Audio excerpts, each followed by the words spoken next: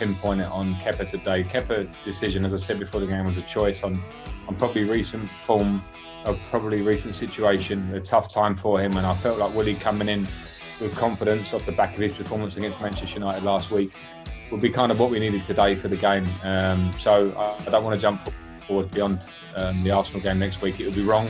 The squad are really strong at the minute in terms of the unity of how they are on and off the pitch. I want that to stay for one more week domestically. Then we had the Bayern Munich game.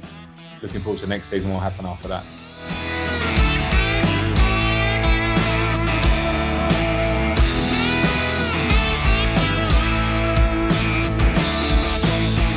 Vosotros periodistas, la gente es quien opina, quien escribe y quien habla de mí. Así que más gente que habla bien de mí, mejor.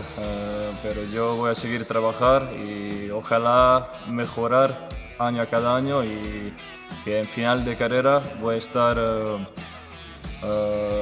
sé, feliz y que seguro que no voy a reprochar nada. Siempre voy a dar lo máximo y a donde voy a llegar. Eso espero que me queden muchos años más y al final de todo voy a ver si he conseguido eso lo que quería.